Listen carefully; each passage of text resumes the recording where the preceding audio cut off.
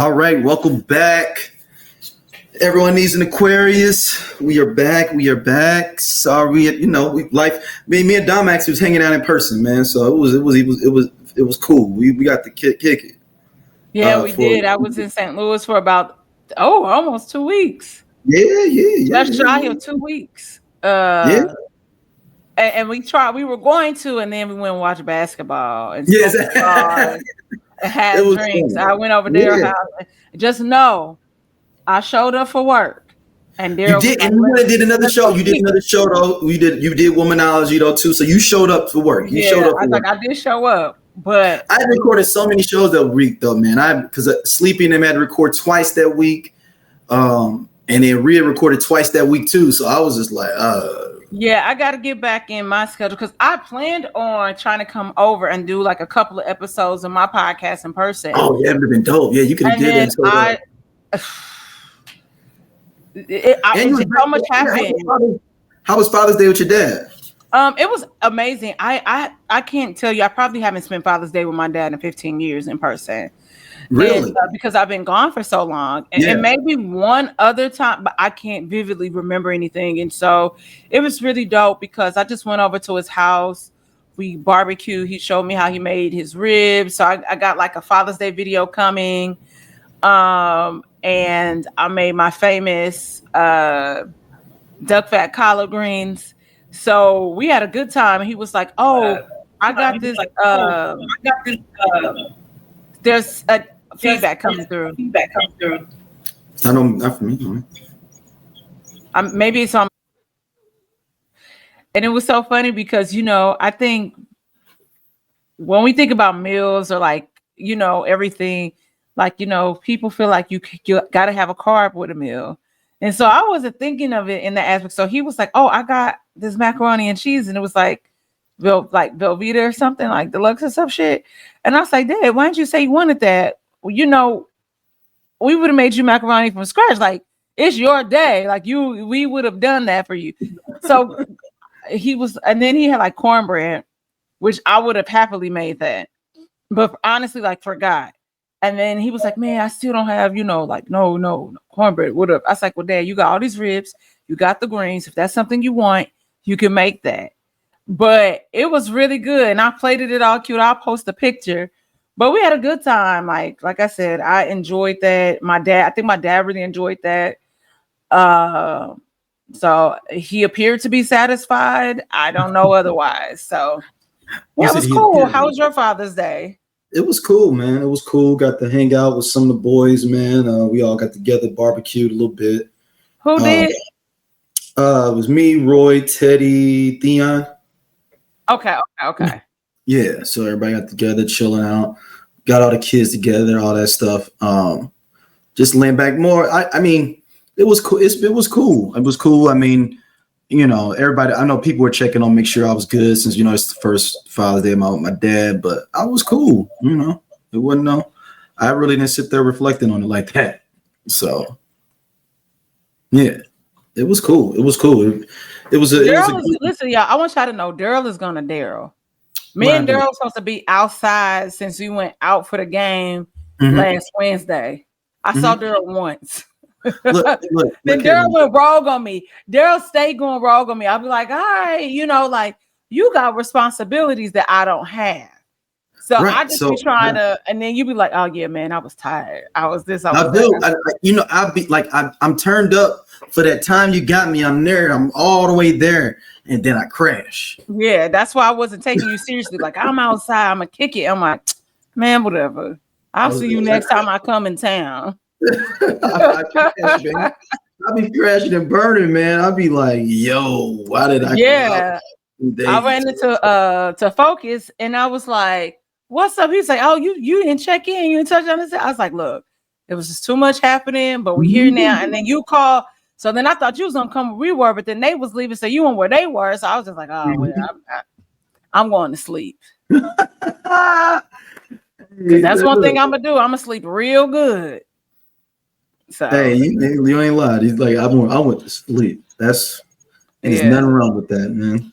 Yeah. But so let's jump into some things, man. First off, I want to give a big rest in peace. Couple of rest in peace, man. This episode. First is for the great Sly Stone, or Sly Family Stone, who gave y'all almost. He just as influential as almost any other artist for rap, hip hop, all Absolutely. That stuff.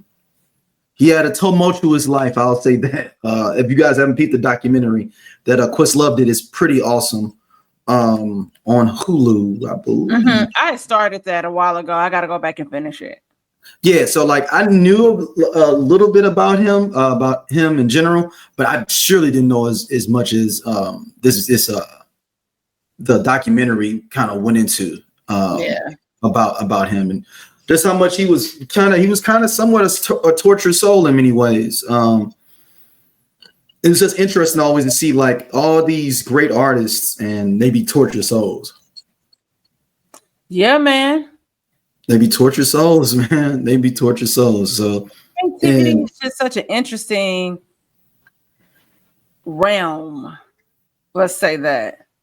Yeah. But a lot of great art is created from those dark spaces. So it's either you let it consume you or you consume it and make something great out of it.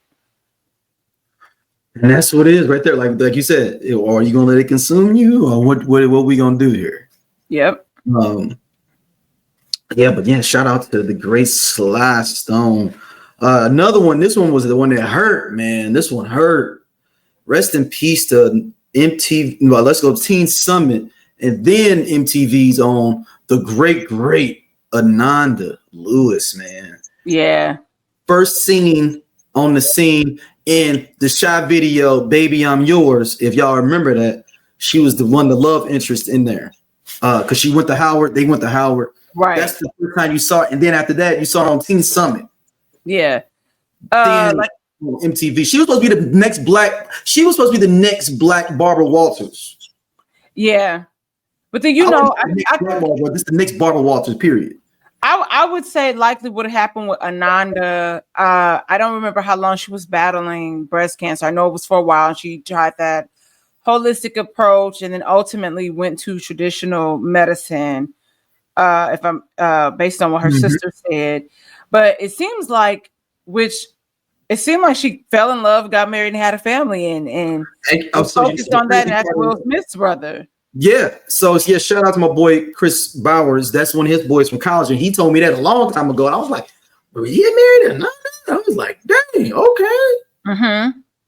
So, and that's what happens sometimes. It's that interesting pivot that happens, and it comes out of nowhere. So definitely rest in peace to her. She was one of the other Black TV host VJs that I absolutely admired. So it's just so sad because she was so young. Was the other one Downtown Julie Brown? Oh, you know what? But I was really young when Downtown Julie Brown was out. Downtown Julie Brown. I would say more like a Lala or something, because Lala has been around for so long. So when I really was immersed in TRL culture, we didn't. Lala was just coming onto the scene, and then seeing how she was able to, pivot and do different things in her career. Now she's acting, she's still hosting from time to time. Red carpets and stuff. She's more into the acting space now. But we gotta mention Big Les though, from Rap City. So I didn't. So here's the thing. I'm not a rap girly. We've talked about this on the show. Yes. So she's one of the top dancers from the 90s too. So the beginning Living Single woman dance. Oh, okay. So yes. So then I do know who that is. Also Rap City. Yes, that's Big Les. Remember the Time? She's in there. Okay. See, I think of Remember the Time. I mean, I honestly just think about Fatima Robinson.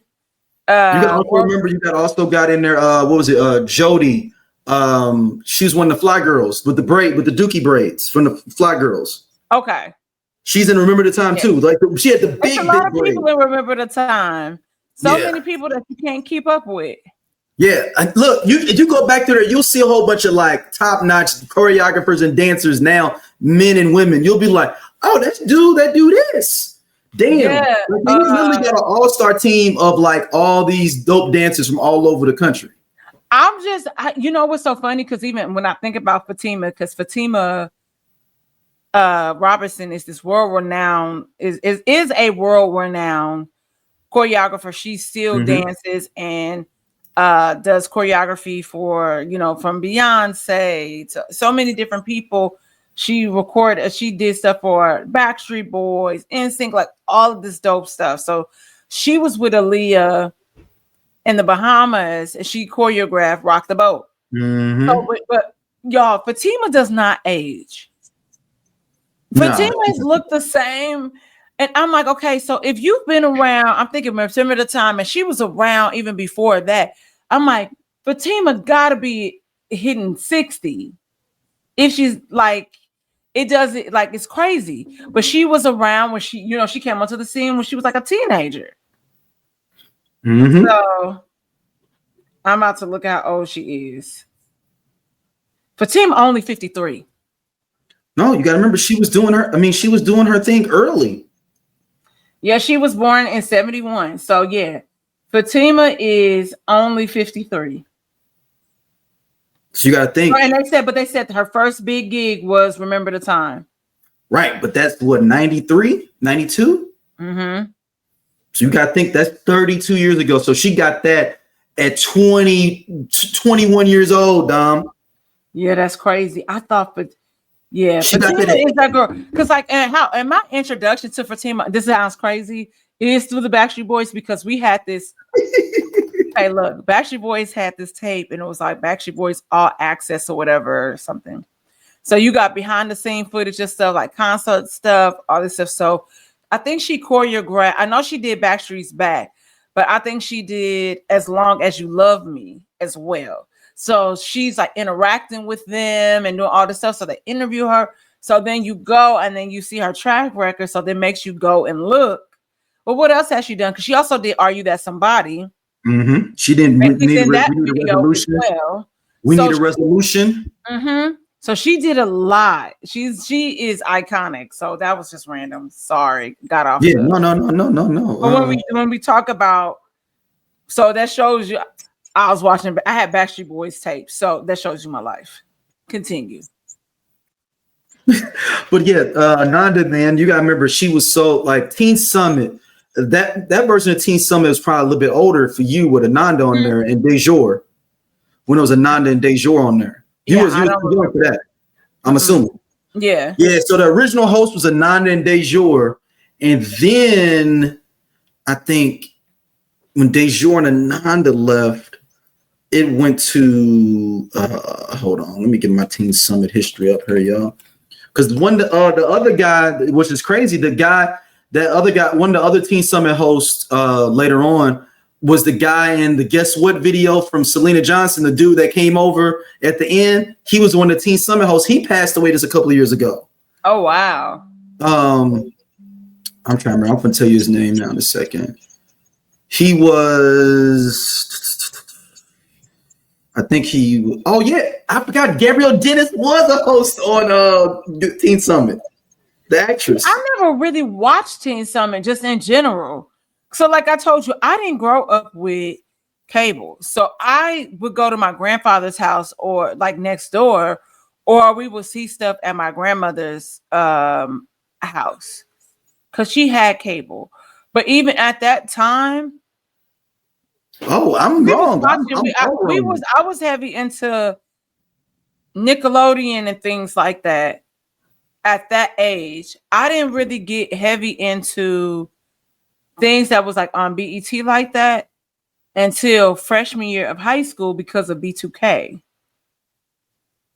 And then like I knew stuff, like I knew what TRL was. I would watch those episodes like at my grandpa's house or whatever, because again, Backstreet Boys, NSYNC type stuff, but that still was like few, not that it was few far between, because they were actually on there like quite often, but I didn't really get really immersed in it until B2K. Yes, that's a whole like different set of people. Like, but like Ananda's actually the second female host. The first, Dejour was the first one host. I guess they had Teen Summit started technically in '89. What was the premise of Teen Summit? It was just supposed to be. It was basically supposed to be a hybrid show where think of a teen talk show like an Oprah for kids, where they could talk about different issues, drugs, teen pregnancy, depression, and they would have musical guests in between and stuff. Kids talk about teen violence, guns in schools, and just anything that was going on around with teens. Okay, that makes sense. Excuse me. So they would have different guests and stuff, and they would be like, "Let's talk about HIV this week," and would have people discuss HIV. What if DOC never got into that car accident? What if Ice Cube didn't leave NWA? What if the Game never leaves G-Unit? What if Teddy Riley never moves to Virginia? What if we got that J. Cole and Kendrick album? What if the RZA would have never had that flood? How would the hip-hop world sound today? Welcome to Hip Hop What Is, the podcast where we dive into the biggest what could have beens in hip-hop history. From iconic album delays to game-changing partnerships that never happened, we reimagine the culture we love and explore its alternative paths. And you are now at Hip Hop What Is. And some like, man, I thought you get HIV from kissing somebody, and then somebody like, no, man. It was just that. It was Teen Summit was awesome, man. I never had cable for real until I got to college. But I would always, if I went to, especially when I went to Chicago, I was plugged into Teen Summit, man. Okay. Teen Summit was it, man. Especially the Ananda Louis DeJour era. Yeah, that was like 95 to like 98, 99, I think it says here. Yeah, that was right when I was in high school too. So that would make sense that would be my era. Yeah, no, absolutely. Yeah, but then she was able to transition though to the MTV side of everything. And that's how I knew Ananda. I knew Ananda from MTV. Yeah. So when she transitioned over there, and now she just kind of like said fuck it at one point and just stopped wanting to do like hosting and stuff like that. Nobody's ever discussed this, as far as I know, unless someone out there can kind of let me know. Nobody's ever discussed like why she just stopped wanting to do it. And I don't know if it was. I know this was way before she got diagnosed that she. A lot of that stuff be politics, and especially during think of that time. Because like Lala was soon coming after that. Like you remember, like at one point it was like Lala was kind of like a seat filler, like filling in, and then one day you just never saw Ananda again. So I don't know when so similar to kind of how, think about 106 in Park as we knew it. And one day we just don't see Free. She calls in, AJ is in tears and saying it's their last day. And then they change the lineup. And so they do things that's different, trying to usher in new people, contractual agreements. And think about how even everything happened with Terrence and Roxy, even for her just to get a vacation, that burnout. And then they had to stage this whole fallout where she was able to kind of even just take a breather. And I don't think you had to think about it. You probably hosting so many shows a day. And that toll that sometimes it takes on you. And then what does that look like break? Because like you thinking about it every day. It's not like this is this podcast that's coming on once a week, the show that's once a week. And it creates, and depending on what your mental health status, it just be burnout. It'd be burnout. Look, I think that's what happened to her because she left MTV and she was only a special correspondent. And I forgot she had her own talk show, the Ananda Louis Show. Yep. 250 episodes. So that was a decent run. 250 episodes of a talk show. And then she was working for ET for a while. And then that was she kind of like fell back, it looks like, after that. And she probably that was in 2004. Yeah, and so she probably met, I don't know when she met her husband. And then depending on you, she could have done something behind the scenes because over there at Westbrook, at that time, whatever they was building, she could have had eyes on that. And sometimes, if you're in a situation, because I know I think Will brother was working for him too. that's different money. And if that's something, you know, because how old is her son? Her son was graduating high He just school. graduated high school right before she, like either right before she died. No, same day, baby. Yeah. Okay. She said she wanted to make it to his graduation. She just wanted to live. She died that afternoon. His graduation was that night. And so he was she didn't make it. She didn't even live to his grad till it's technically she lived to the day of it, but the not day of. Damn. And so he decided that he was gonna walk because that's what his mama would have wanted, and he walked. But so if he graduated high school, so what is he like? So 07. He about 07. So you got a gap in between that time. She's probably doing stuff low key, and you know and probably it afforded her the opportunity to kind of just chill. Because like we think about it from like the mentality of the American workforce. Like, oh my gosh, she has a gap between when she had this baby and what was she doing? How was she making money? But if it's somebody that is supplementing that income and depending on how she stacked, she might have stacked and just been like, I want to be out by this time. This is too crazy. Blah blah blah blah blah. And because the rest of the world, I felt it's like China that work crazy like that. In Europe, they don't play that shit. They shutting down their restaurants. Oh yeah, everything out. Mm-hmm. From 11 to 3, we on our CS. He graduated from middle school, not high school. Oh shit. Yeah, he was 14. Well, then you have it even younger. Yeah, so he was actually born in 2011. Yeah. Yeah, well, God rest her soul. Yeah. Such an icon. She was great friends with Aaliyah as well. So hopefully they found each other in the afterlife. Yeah. All right. We got some updates with our prison buddies. We got some updates.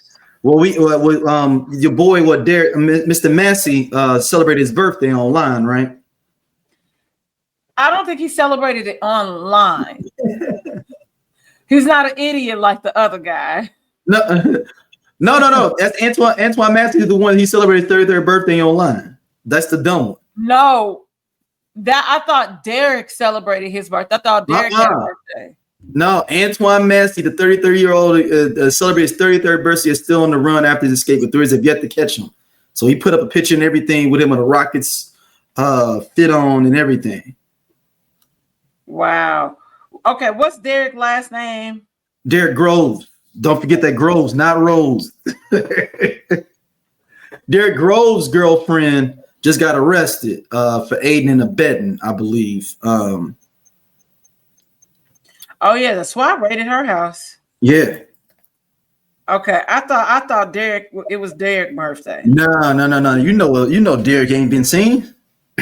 Well, no. I just thought it was his birthday. I knew he wouldn't be seen. No, Antoine Massey. Okay, I just need him to go. Just. Well, they said that if they want to turn themselves in, they do have a legal counsel available to them free of charge, but they just want them to turn themselves in.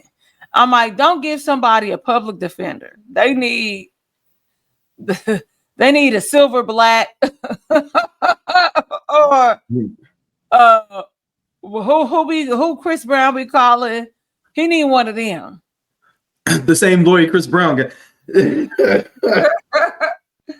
Well, like I said, at this point, I told you, I said, I think Derek is likely in Mexico at this moment because he too low key, or he in a literal like he's in a tunnel somewhere crawling through. He ain't using no technology, nothing. Smart. And I'm not saying what he is doing is okay. Right. Because people was upset. But what I'm saying is that he knew better than to have anything like that. Because people don't think about, like I said, how homeboy, I said, oh, this is all they got to do is track the IP address, and then they got to go. They could go. Mm-hmm. They did. Remember, they kicked in the door. Yeah, he was that's gone what already. I'm saying. Like, y'all got to be mindful of those things. Yeah. Like, come on. This is just crazy. Like, I'm interested to see, if they're going to be able to eventually catch Antoine. Antoine would it'll be shocking if they catch Derek before they catch Antoine. If they, I might get it together. Yeah. If they catch my man Derek Gross first, they was using Antoine to get Derek. Yep. I'm convinced of that. It's gonna be a whole thing of like, Antoine, if you just get in touch with Derek for us, man, we're gonna let you be out for a minute. And that's the only. I believe that Antoine snitched. If he goes before him, I believe he snitched. All right. Wait a second. Hold on. Yeah. Breaking news. It says nearly 800 infant remains found in septic tank at home, formerly run by Catholic nuns. Evacuation. Not evacuation. Excavation has begun on a septic tank at a site that authorities believe contains the remains of nearly 800 dead babies and children who died at a home for unwed mothers run by Catholic nuns. What the heck? You know what? Start the rapture. Hold on, where's this at? Hold on, let me see. Where's this supposed to be at? The Source LA just posted this. Oh, Ireland. I believe this. And then, but that could be from over years though. That could be like, you got to think back in the 20s, 30s, and 40s where they were like doing. People don't understand back then.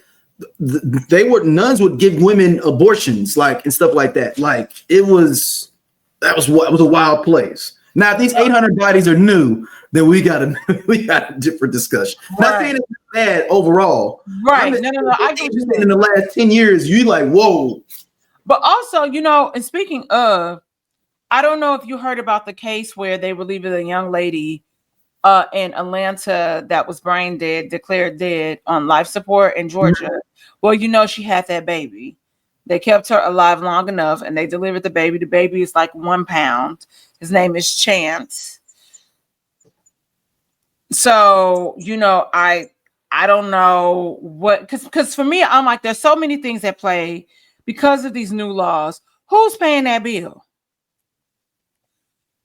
Is the state covering that? Think about like the drawn out, just grief, tumult daily on a daily. Y'all keeping this girl alive on life support to see if it's possible. Like this baby is 1 pound, a supreme.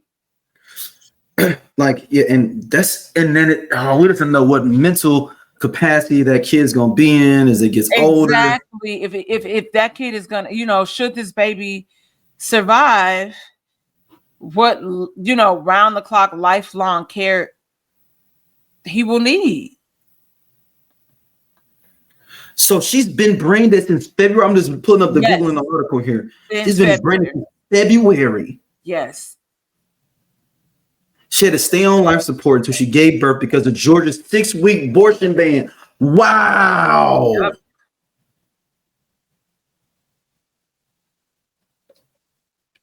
And you got to think about pregnant. She was only 9 weeks pregnant when they can. Wow. Yep. All of this stuff that's happening, y'all. The state made her have to do this. This wasn't because the doctors were too afraid to lose their license. Like they didn't want to do that. Wow. What is she in a coma for? Well, she went into the doctor. She had, if I'm not mistaken, some sort of headaches or whatever. And so whatever it was, she went to one hospital, they sent her away. And then by the time she ended up at this place, she had some sort of bleeding on her brain or something, if I'm not mistaken. And then which ultimately resulted in this situation. Dang. This is cold-blooded. Yeah. This is cold-blooded. And I'm just thinking of like the way that family needs to turn around and, sue the state. Yeah, because I mean, like I said, it's the doctors were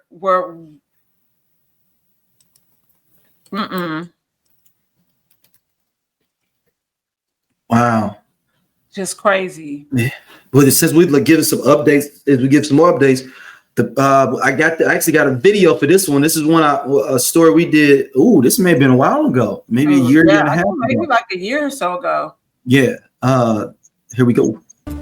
Tonight, we move on to these new details in the case of Shanquella Robinson after WCNC Charlotte obtained more than 100 pages of newly released documents from the FBI. While much of the information remains redacted, it does offer some insight into what investigators were hoping to learn. WCNC Charlotte's anchor Caitlin Hagwood has been combing through those pages. Joining us in the studio, of course, now. Caitlin, big question here is what stands out to you? Well, while these documents do provide some insight into the FBI's investigation, they also raise questions on what's not being shared, with heavy redactions and more than 200 pages removed. It was supposed to be a friend's getaway to Cabo San Lucas in October 2022, but 25-year-old Shanquella Robinson never made it home. Investigators say her 6 travel mates, now dubbed as the Cabo Six, initially told Robinson's family she may have died from alcohol poisoning. But according to documents WCNC Charlotte obtained, an autopsy in Mexico revealed a different story: severe spinal and neck trauma. Robinson's dad, Bernard, says the pain is still raw. It just hurt to the core that these 6 individuals out here came back to the United States soil, walking around here like they ain't did nothing. Newly released FBI documents show that in early 2023, federal agents contacted a Mexican prosecutor with 11 specific questions. They wanted to know who owned the villa where Robinson died, whether surveillance video existed, if there were 911 recordings, and what medical records were available. The FBI outreach happened right around when Mexican officials announced they were searching for a suspect. The documents confirm an arrest warrant was issued, though the suspect's name remains sealed. Just one of hundreds of pages redacted or removed from the public's view. So what was on the pages? No one in this world who got kids and daughters will want this done to their child and have to deal with this not knowing what happened and why it happened. The documents also show the FBI conducted interviews after Robinson's death. One person told agents the group had been drinking heavily and had placed Robinson in a shower, trying to help her sober up. One person in the group was reportedly so distraught they couldn't eat or sleep. Well, I have reached out to the FBI for clarification on why the pages were so heavily redacted or removed. As for where the case stands now, 4 of the 6 friends filed motions to dismiss, saying the case belongs in Mexico. Robinson's mother is also suing the Cabo Six, the FBI, and the State Department, seeking $100 million in damages. There are no charges in the U.S. Of course, as we continue to get updates in this story, you can find the latest information and follow the timeline over the years inside the WCNC Charlotte mobile app. Wow. All right, Caitlin, thank you. All right. I know that it was some rumors out there that they was getting sent back to Mexico, but that's not true. Yeah. The FBI put out some different, information out there and whatnot. So that's not true that they're sending her back to Mexico to go to. They're just saying they don't know right now, basically. But yeah, based on that information, it just looks like they are. I mean, to be interested to see who they issued that arrest warrant for. But like you said, like it's redacted. But I also read that one of the girls, they didn't say who had changed their name. Yeah, she did. Yeah, one of the main girl, supposedly the main girl. Yeah, and kind of moved away to start this new life. So I wonder if it's her and how this goes. But, like we all saw the videos where they were attacking her, which was enough, like for me. But I'm also just confused as to how the doctor that was called to their facility who told them that they needed to take her to the hospital. Why didn't they call 911 either? Podcast, we definitely discuss healing. We discuss aspects of psychology. We discuss you becoming the best you, mental wellness, for sure, health. femininity, parenthood, dating, Definitely as dating. single parents. And it's from a lens of two psychologists, you know. Yeah. So, but also two people who grew up like with both parents, married parents, and then like you all know that Chloe and I are the youngest of our crews, like her siblings and my siblings. So yeah, so it's from that perspective. Yeah, looking at life through that lens. Yeah. So you're gonna get a whole lot of things from us. From us being women, going through life as parents, and all of these awesome attributes. But yes, womanology, the study of women. The study of women. You know what? I can't. Oh, sorry. I can't really say that. Oh, it's in Mexico, but considering, I was just thinking of perspective. You know, like the things that kind of come up sometimes when it comes to Black people, Mexicans, and just other people in general. Because as far as their healthcare system, when it comes to a lot of things, Mexico is actually top tier when it comes to it. No, they are. That's people sleep on that. They have some of the cheapest and best medications, all kind of stuff. Yeah. So I should be. You know, I hope this family finds justice, because it's definitely, absolutely a crazy, bizarre case. And it is just unfortunate. Like when we talk about betrayals, we just talked about them offline, and being blindsided by things, and it's just unfortunate. It's just really, really sad. And I hope that this family, I know money doesn't reverse what happened, but it'll give you a level of, you know, peace to a certain degree. But you know, it's unfortunate. And I don't think the money is necessarily about the money. I think it's more about forcing them to give up the real information to get real justice. At least that's what I would think in this situation. No, absolutely. I agree with you. There. Because some people be like, "Oh, you about a little paper chase." You know, you about a little paper chase. Like, all right. Before we go on to jump into our next topic, this is hot off the press I sent you, but we've talked about this show before. We didn't think it was going to come back. HBO has officially announced before season 3 will feature 8 episodes, each running approximately 1 hour. The new season returns its signature cinematics format, offering deep storytelling and high production quality with no exact release date. Here we go. Has been confirmed. Production is underway after delays. Oh, wow. And fans can expect a weekly release schedule similar to past seasons. So they are filming, they claiming. Okay. I mean, wasn't they always an hour long? I thought they were about 40, 50. I mean, yeah. At this point, like I said, I'm like, Elsa, let it go. Yeah, I don't think it's when Fez died. The one young brother died that was the actual drug dealer. Yeah, Fez. Not just on the show, but in real life. Yeah. I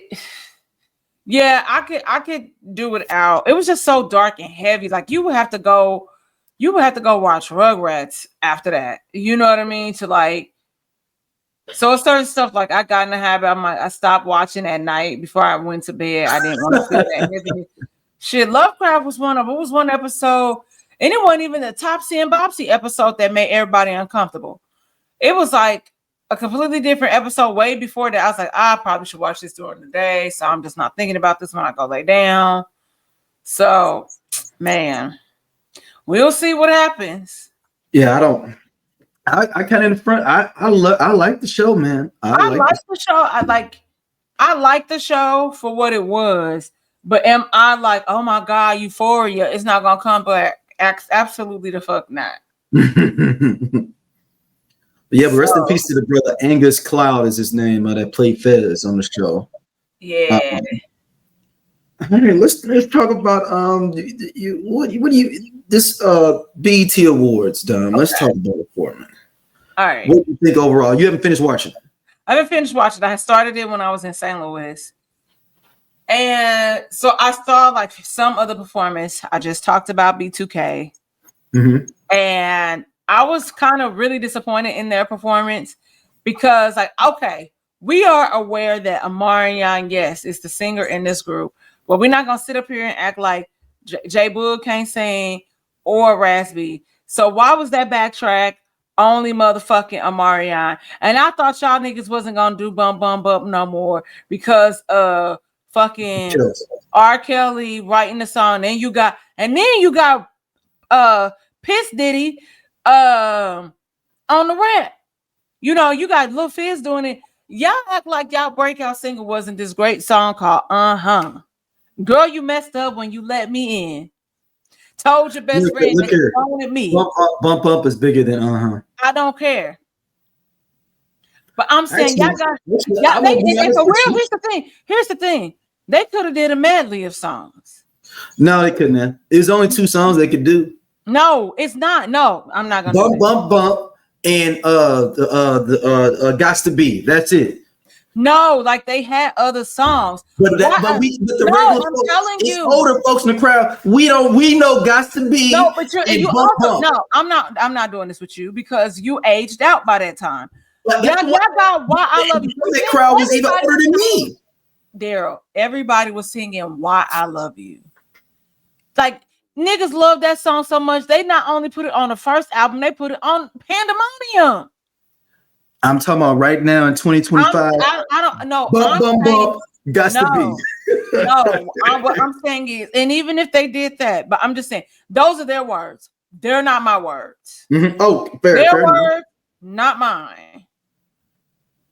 So but somebody told them, and the back was like, y'all gonna do bump. No, here's my issue. Again, if you're gonna do that, play the original track. If you're gonna backtrack, y'all niggas can't sing live. That backtrack should have been mixed. Where all the backtracking was bad to me, though. All the backtracking on that one was bad. If you didn't have a live band on those performances in the BET, what's the mean? That's fine. But what I'm saying, no. I'm saying I don't want to just hear Amerie.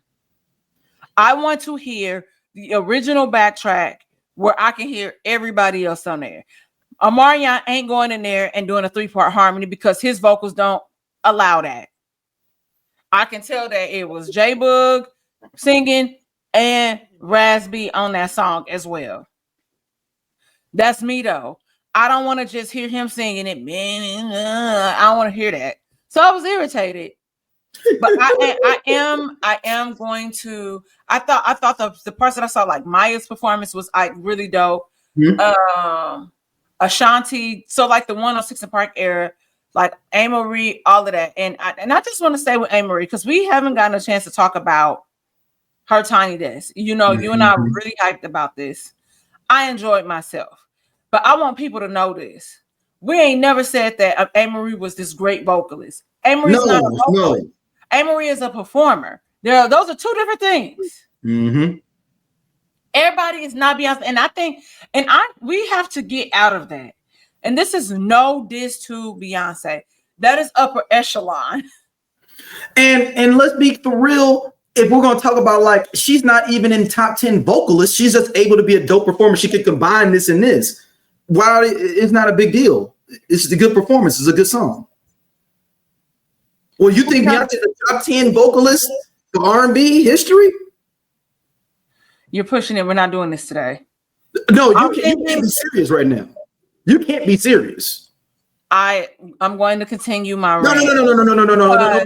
Also, I want you to see, you're seriously saying that Beyonce is a top 10 R&B vocalist of all time in R&B soul music. Okay. No, I'm asking you. I'm gonna go back to you didn't answer my question. I said yes, and I'm moving on. No, I'm not having this debate. I don't believe you. I think you do think she's in the top 10. We're 42 minutes and 24 seconds into this show. So, because even how people were shocked that Maya could perform. And yes, Maya's dope. Maya is a classically trained ballet dancer, tap dancer, all these things. And so I was like, Maya came out dancing. So what are y'all confused about? Maya, for the most part, her mic is always on. So I'm just trying to understand the confusion. And when it comes to Amerie, everybody was talking about, you know, her Tiny Desk, how bad it was, her BET performance, how bad it was. And I'm like, Amerie is not a vocalist. We enjoy her music for what it is. What we always talk about is the solid writing and musical production on her album. 100%. She sings songs for her voice, for her tone. Now, what I think in general, even when we talk about the tinyness of Amerie, that I thought about is that her issue with the tiny desk and even maybe in other performances, she backtracked all her own songs on her album. So if you have somebody, a background singers that they'll overpower her if they don't have the right tone, because she sung her own backgrounds on most of those songs. So her voice is backing up her own self. You can't have somebody. Why don't you can't have nobody like you can't do that. And that's fair. That's fair. Because even in the sense of like when they did One Thing, those background singers were pitchy. When Amerie opened, she was pitchy. And I was like, oh no. But like I said, it got together, but it also makes sense why. I don't know why she and I get why they, she had background vocalists on. I understand it just because of the setting, and that's like the typical thing. But maybe that should have been something where she went back and did like this live backtrack,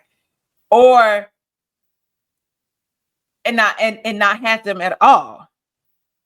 But I will say, as far as that overall performance, I enjoyed it for what it was. But I personally felt that she should have probably opened with One Thing and closed out with Why Don't We Fall in Love. I think that would have made more sense. Yeah, I agree. And I know people were like, oh, well, One Thing was such this global hit. Yeah, open with that shit and close with what the niggas know. Like what we hold near and dear to our heart. Because I think that would have been a better balance. And then by that time, because we think about the notes, by the time you're at the end and that mic on,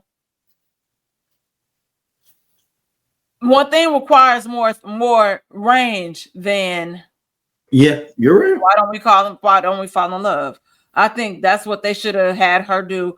And then also I'm interested in how, which I guess it makes sense. But I'm interested in how they film, like how many run-throughs do they do? Is it just that one performance? You get this one and done performance on Tiny Desk, or is it like you get two and then we use the better one? Because based on how like kind of things, how it flows, it doesn't seem like necessarily like fully all the time that the music stops. You'll have somebody playing the keys and on the low. So I could imagine trying to line that up from an editing standpoint. But yeah, because like I was like, oh, like y'all didn't think to be like after this, like, oh, can we run through this song or can we do One Thing one more time? Y'all was like a little pitchy. I appreciate her going into the audience to, engage with the fans and whatever. But it was definitely very, like, for me, it was One Thing that was very pitchy with the vocalists, because they was looking at each other like, oh, God, that's not right. Somebody is sharp. I don't know. But like I said, I'm still looking forward to her project. But I just want people to understand that everybody ain't Kelly. Everybody ain't Beyonce. Everybody ain't Destiny's Child. Everybody don't have that vocal range and ability to do stuff like that. Like even I remember when Amerie came to St. Louis and opened for Destiny's Child. It was Mario, Amerie, and then Destiny's Child came out. Her boyfriend manager reminded me of that multiple times. Well, they getting divorced. So they are? Okay, nigga, I sent you that last week. Oh, I didn't even. Now look how happy they are. Yeah, she filed for divorce. That's why she back outside. I should have known it. I had a feeling it was something suspicious. When a woman comes back outside like that, it's something up, fellas. Never. How many times I told you I looked at a picture and I've been like, hey, Dom, she back outside. No, she ain't, D. And I'd be right. I just want to acknowledge the fact that Amerie performed I Just Died, okay? Because when that kicked in, I was like, oh my God, I just died. Like, I Just Died is just such an iconic song. I thought it was dope that they did a go-go version of Rolling Down My Face. This shit is hard. I I was looking forward to that. I was like, they need to put that on Spotify. Yes. Or like re-record it or whatever and do that. Because that was a dope go-go version. I'm gonna say this, even heard how she did the new single Mine. That was really good too. Because by that time you could see like when she got into maybe like Why Don't We Fall in Love? Well, she kind of relaxed at that. You could see the nerves. So everything kind of flowed a little better, smoothly. But like I said, I enjoyed it for what it was. I don't set expectations for things really anymore because I don't want to be disappointed. I have fun. I was like, go on, Amerie. Like that's really what it is. You haven't finished the BET Awards, but I will say, I ain't gonna front. I know some people had a little bit of issue with it. I really liked it. I liked the rendition of a Secret Garden from Luke James and Lucky Day and Miles Caton. But this is what I'm saying. Like I have seen nothing but like rave reviews about this entire show. Like they said, this is the best one. It's the best one in like 10, 15 years. Easy. Yeah, that's what they said. And then somebody was saying something about, like Kevin Hart's like monologue. So I want to let y'all know something else. When you review the credits, Kevin Hart, I was like, they have writers. So I think y'all so used to criticizing him that's not his work. It's not his team writing. BET brings in their people to however they do that. I thought it was good. Some people just want to hate, man. It was that's what I was like. I think people really want to just critique Kevin Hart and give him a hard time, and I'm like, I don't understand. It was a quality show, Dom. Like you can't ask too much from an award show nowadays, and that one was way better than the bullshit last. Remember we talked about it. We was like the BET where blackness live. Period. That was the name of the episode. That's how bad last year's was. So look, they did a good. And I'm gonna say this: I was kind of mad that they pushed the award show up because normally BET is like this upcoming weekend or the following weekend or whatever. So because you'd have been at home. You said you'd have been there. Yeah, because right. It was on the 30th last year. It says. You say what? It was on the 30th last year, the 25th year before that. Yeah, so that's why I was like, it's later. And even I would say this, like the BET experience, like even the performances for the BET experience this year were really good. And I was like, oh man, like it was like Mario, it was whom else? Was it Glow? No, it wasn't Glorilla. It was like a lot of solid people that they had for the lineup for the BET experience this year. And even all the interaction, like they even kicked it up a notch. They did like what they typically tend to do prior to it. They kind of do like a casting call for like the host or whatever, because how they would do like the fan award or things like that. They did like this acting casting call, which was really cool. So they really took their time with it, but like I also noticed that it wasn't really much buzz. Like you remember how we used to see commercials and marketing all the time? It really wasn't like that. So they spent a lot of money into the show, and like I said, I wish I would have been here to interact because like even they were saying like the after parties and all that stuff. They said they were all really good, and I'm really? Like. Good. I was like, man, I think the last time I went out, because we went to the BET experience last year, and then my homeboy throws like this event called Jerk Jollof. So when we went there, we got there kind of late, and the crowd was kind of dying down, but you could tell it was like live. And then, but the last time that had to have been when I went to the award. No, you're forgetting something. Last year, the year that Usher got drunk and was up there acting a fool during his speech, remember? I just remember last year. Look at the date. Yeah, I was like, it was that, and then Shabuzi had the performance where Jaquan came out that we enjoyed, and I was telling you the best performance for that Usher tribute was Coco Jones. Yep, and then we had a lot of ass out during this show. I remember too. Yeah.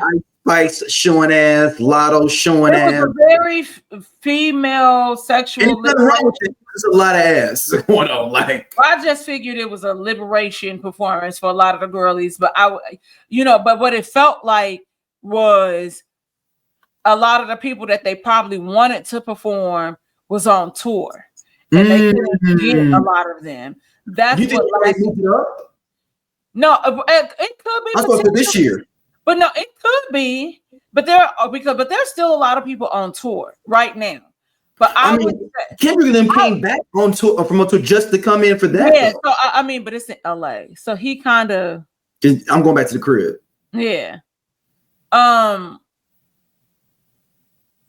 It could be that. It could have been a venue thing, like maybe something else, like a conference. Who knows? But overall, it was good, Dom. Like, I want you to finish checking it out, man. It was good.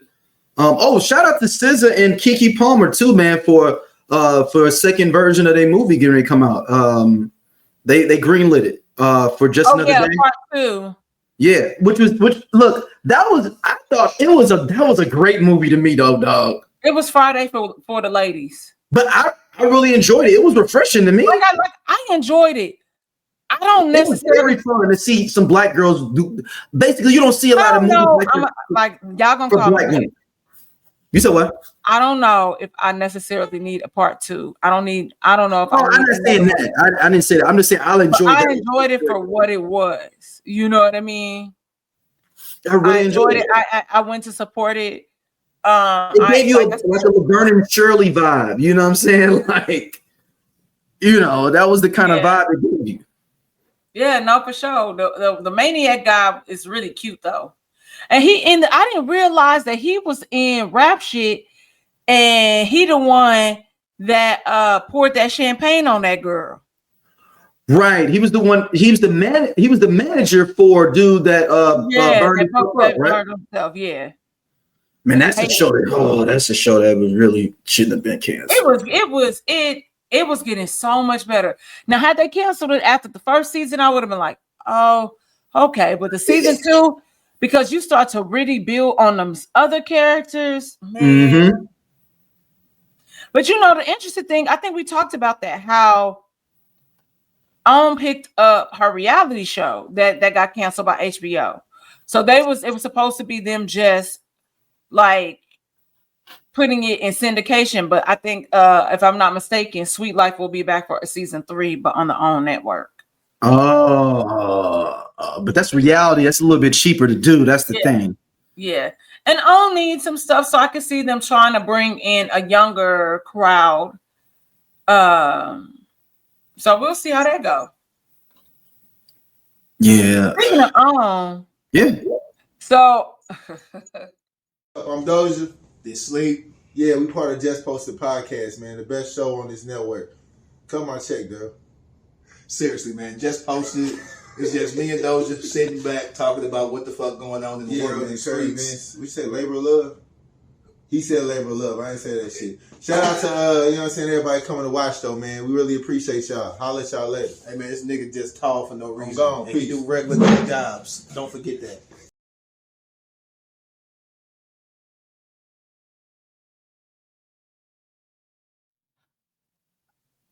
I know they was gonna ask, did we watch Straw?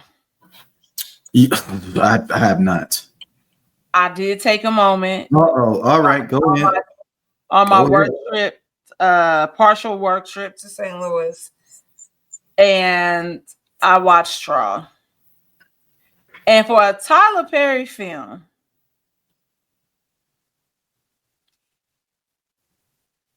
it was still Tyler Perry, but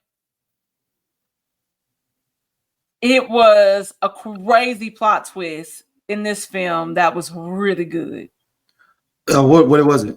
I don't want like spoilers. I want to know though. So you have Taraji P. characters. Taraji P. Henson's. I don't know what the fuck I just said. Call her. Taraji's character that is this low income mom. Her daughter has like these different ailments. Cute kid. They live in like a house, like what looks like a housing project. Scraping to get by. Clearly, the father is not involved, but the girl is always sick, getting in and out of being in and out of the hospital. She works at a grocery store, and just like I said, scraping to get by. And pretty much goes to it that they portray this story of like, okay, the girl comes to school, she's talking about being hungry. She's just trying to even get the money to put it on her book. So she's like, so she, I guess, don't have free lunch because kids was making fun of her. All these different things. She got to get the medicine, but she behind on the rent. She supposed to get the check. Her boss is being a dick. He ends up kind of firing her. They take the kid. So this is very Tyler-esque from what you can hear right now. Okay, it's TPN. I see a very TPN. Yeah, and so ultimately, like I said, she goes. The school calls her. She goes up there. They let her leave the job. He's like, you got 30 minutes. She takes longer. She gets in some accident. This guy's trying to kill. It's like a whole thing. She goes back to the job. He fires her. Then she goes back. She's like, well, I need my check because I have to pay my rent. She comes back. Everything is on the lawn.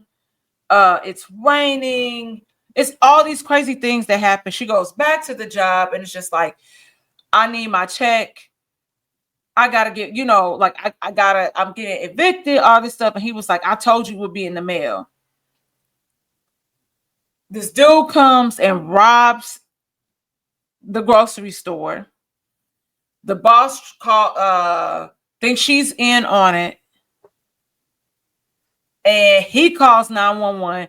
Whatever it is, she wrestles the guy, takes the gun. Because he's trying to take her kid's backpack, some crazy shit.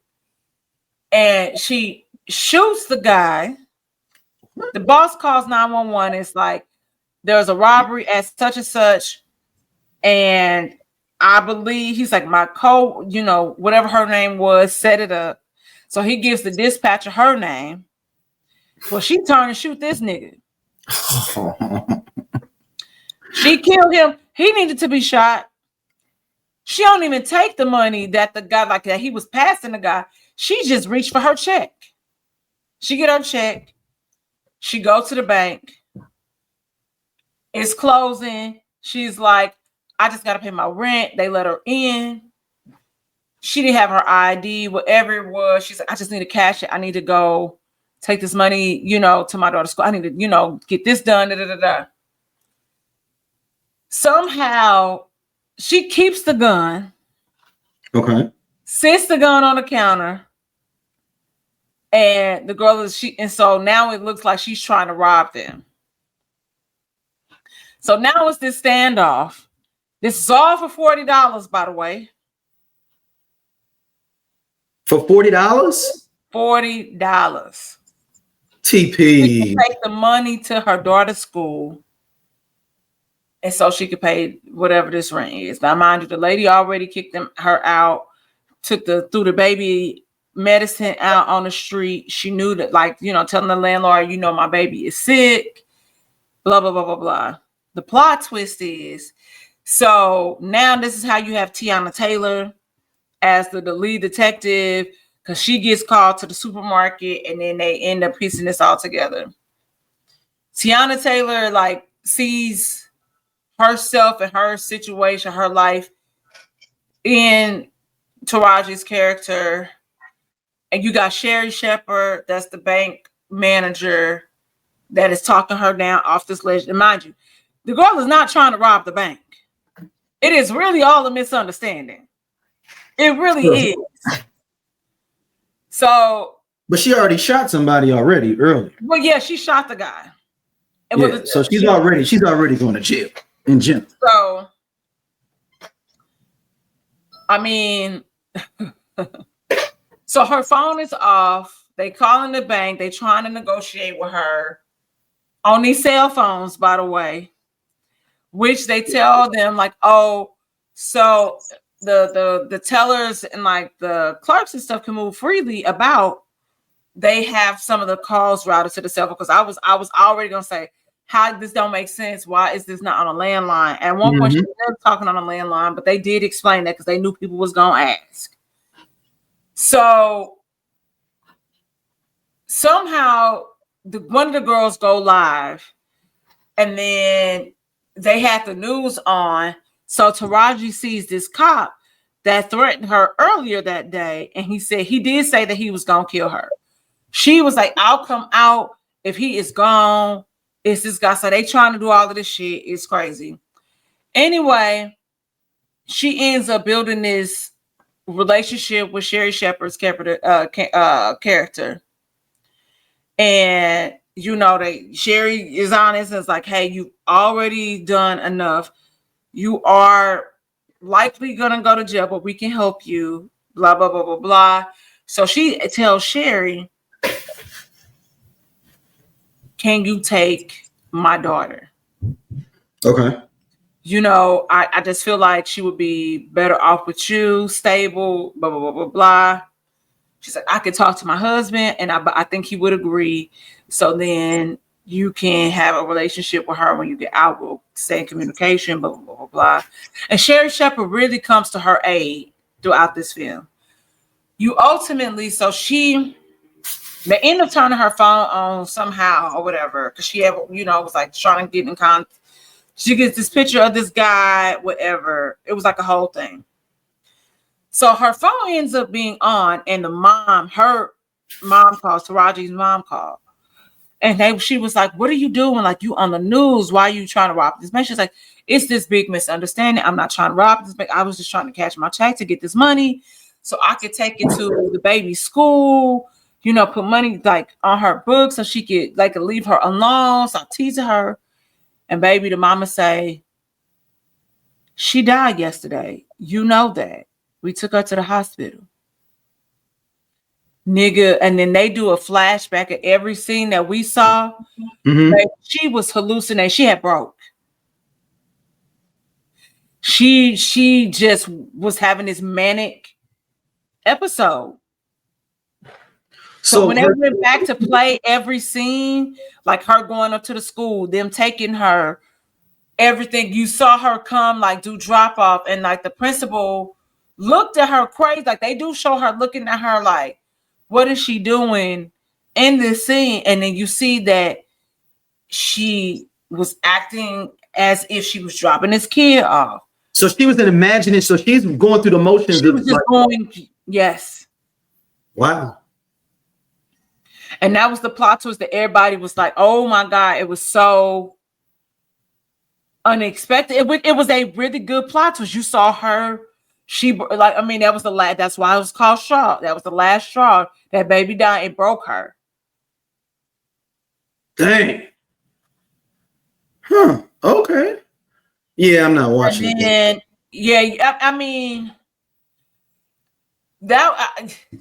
And then we here today with Tyler Perry and his last story. So Tyler Perry is now being sued by a gentleman. Let me pull up the TMZ article. His name there too, if I'm not mistaken. Yeah. All right. So this is from TMZ hold on. TMZ. Hold on.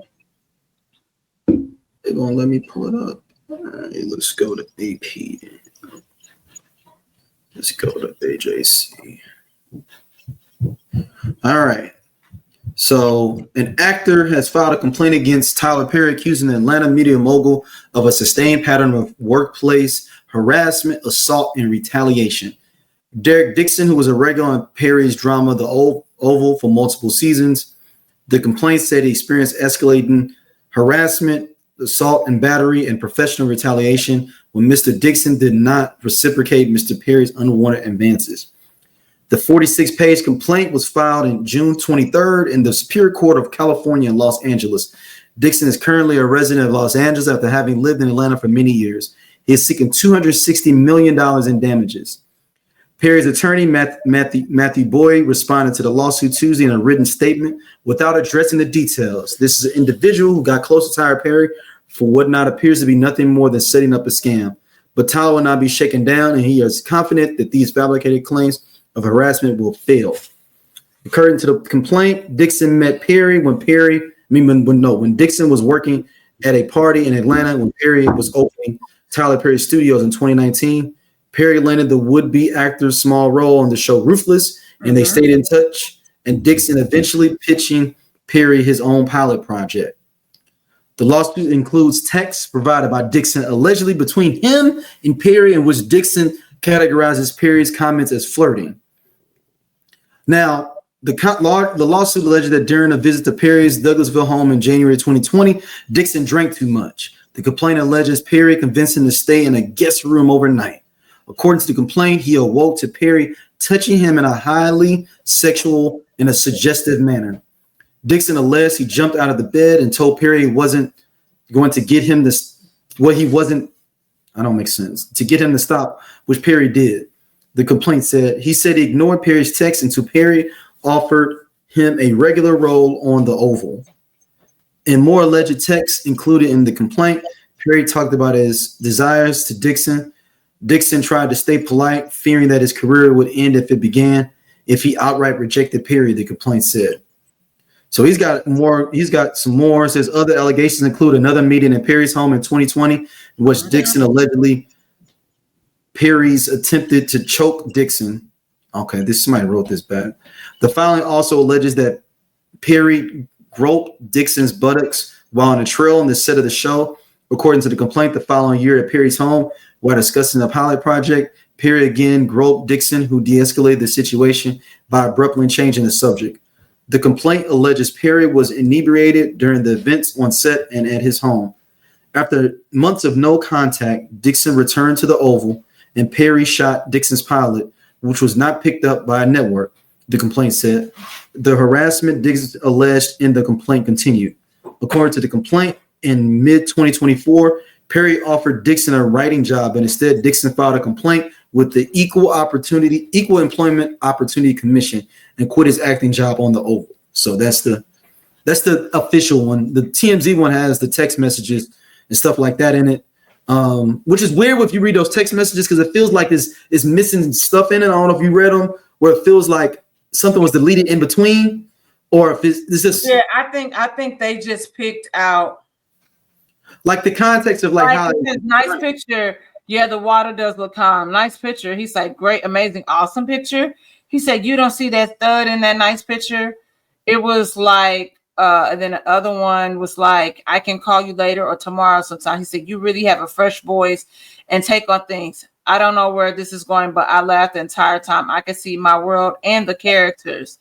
My exclusive, something looks like it was redacted. Exclusivity ends in 30 days, and I want to take losing it out to Amazon or Netflix after that, engage their interest. But I also want to try to get you with the right people to help make these shows work. They're not for my audience, but we need to find a home for this stuff. I don't want to miss another. I said something Creek. I guess Schitt's Creek. Yep, Schitt's Creek.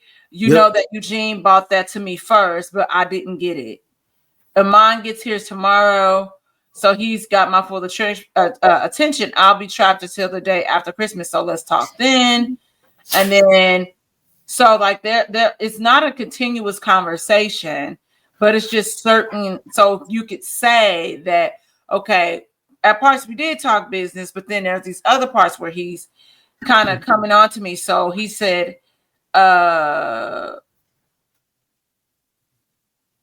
this part where he says, I haven't been touched in months. He's like, oh, you mean touch? I thought you meant being around people. And he's like, Jacob. And he's like, I love that you only say that when I'm being stupid. I guess Jacob's dumb ass. I guess the Jacob's dumb ass version of me. And you know what I cooked, Derek? And he was like, spaghetti and cake. And he was like, I'm so drunk. I'm talking shit. So he's like, what is it going to take for you to have guiltless sex? Have y'all found that yet in therapy? Yes, the exact kind of car, Geo Metro. Giving up my religious guilt, becoming a Buddhist. And he was like, unfortunately, Derek, I have friends who are in their 50s and 60s who are still dealing with that. It's so sad. You can have freedom from religious guilt and still be, I guess, hold on. The I Only Listen to 90s Music podcast is a show for 80s babies who were 90s kids. If you were a No Limit soldier, then this is your show. If you believe that Cash Money is not an army but was a Navy, this is the show for you. If you and your friends ever tried to sing a song written by Escape, In Vogue, Shy, or Boyz II Men at a talent show during middle school, this is your show. The I Only Listen to 90s Music podcast is a bunch of 80s babies talking about all the songs and things that we loved when we were kids and teenagers. So if you went to the skating rink and you were at a lock-in, this is the show for you. If you think that Tevin Campbell was the original Prince of R&B, this is the show for you. If you don't understand the conflict between Monica and Brandy, but you're kind of on Monica's side and understand why Brandy got punched, this is the show for you. Make sure that you tune in, subscribe, click the little subscribe link. We're here. We're going to talk about all things 90s music. This is the show for you. And still believe in Christ. What? So it's like just different parts of the conversation, like you said. So it's not ongoing. It seems like he kind of like changes the subject, or Tyler Perry is like, okay, I'm gonna say this and see how he responds, but then let me throw this in there to kind of distract him and see what he bites, like if he's taking the bait. I mean, we gotta just let this one get processed out, right? We don't know. This is craziness. But I mean, the Boondocks kind of said this, didn't they? They did. They said the things about BET too, which ended up being true. Yeah, I mean, so, I don't know. Like, it's just it's definitely interesting to see in this day and age of Me Too, and like we talk about people getting sloppy. Mm-hmm. We talked about that with the Puffy case as well. And y'all are doing stuff that creates a paper trail where you incriminate yourself. Because it's one thing for somebody to be inebriated at your house. I'm not saying you gave somebody something extra, whatever. I didn't say that. But why you hanging out with him like that? Or like messaging him like that? Like, because you could deny those interactions, but now we got text messages. So yeah, but they could say that those aren't. If he does have something where it's like that's not Tyler's number, or what if it's not registered to Tyler and he was using somebody else's phone? We don't know. You know what I mean? Like, well, I mean, what they would likely do is what they would have to do is go in and pull the entire, because Sprint used to do this back in the day. Mm-hmm. You can pull text messages online. Like you can pull the call log. I don't know if you could do that. Well, I know you can't. I don't think you could do it online no more. Yeah, I don't know. But I'm sure they can. If they get something subpoenaed, they'd have to. Yeah, but depending on the phone service, I know that was Apple's big thing about violating their customer, agreement or whatever. So depending on what that was or what that is, they might not be able to. Dang, if they can't. Wow, that must be interesting then. Like really interesting. Yeah, because at this point, it is your word against my word, and then I got these text messages because it does have it where he sends this picture. Now, thing is though, can you cross-reference that and find that picture somewhere else online of Tyler Perry? Now that I don't know. Sure, TMZ did a run on that first, but they haven't always. It's been stuff where, so like we talk about the New York Post being sued by Oh, right. Not doing due diligence and like searching to see if that pic even exists online somewhere else. Yeah. But also, this sounds like stuff Tyler Perry would say. Yeah, you don't see that stud in that nice picture.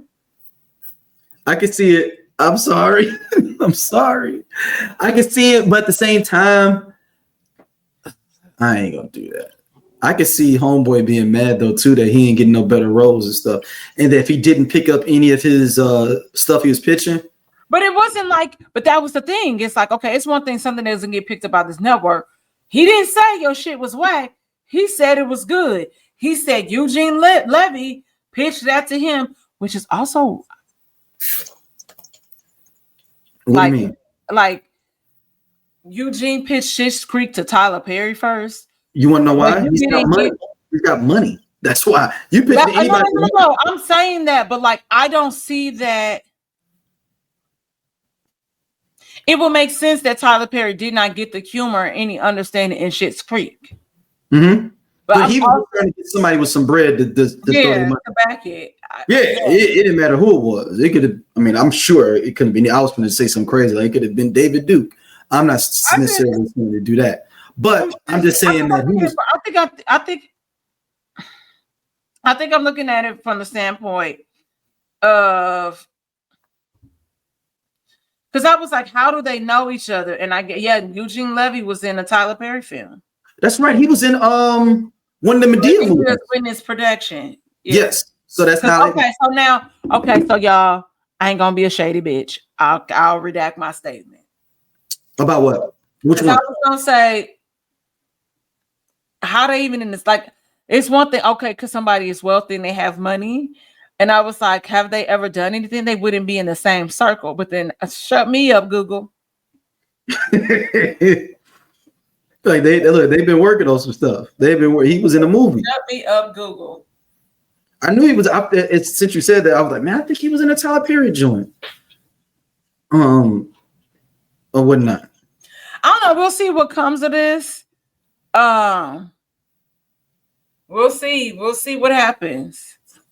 Because, like I said, it wasn't like he said I'm not gonna help you, but I think it was one of those things where maybe he was alluding to, because I didn't sleep with this person, he didn't follow through on his promises. So I think that's what he's alluding to. Is that what you that's what you think? That it's like, yeah. Absolutely. And he's got to be better than that too. If this is all true. Yeah. But like I said, you get that money and you think because you got money and a certain level of power that there are certain things that you are entitled to. We talked about. Or you get too comfortable with certain people too. It could be that like, I thought he cool, man. We done kicked it. It was all good. Yeah. I mean, and I'm sure, it happen with men and women all the time like that. So why couldn't it happen with two men like this? It's like, oh, we cool? Like, yo, don't you see your boy getting big? Check me out. Send it to some girl, that you kind of cool with. Not saying I would do that because I'm just saying, but I can see cats doing that. Even in a hetero situation. People exploiting people for no reason at all. Yeah. All right, Don, we'll let everybody know where they can hit you up at. You can find me at St. Angeles everywhere you social network. Table this, everybody. We will next week. The 3 ugliest cities. I want people to start thinking about their favorite, the 3 ugliest cities in America. We will be revisiting that. I want to put that as an end. So make sure y'all keep that in mind. Come up with y'all 3 ugliest cities in America.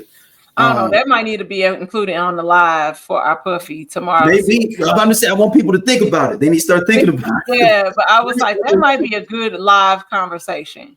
3 ugly have cities. Interactions with people. That might be worth that. Yeah, shout out to 3. It's some contenders out there. The brother in the video we're gonna play, I kind of agree with him on the one he said. So okay. All right, well, damn, Don, we will holler at everybody later. Thank y'all for listening as always. We out. Peace.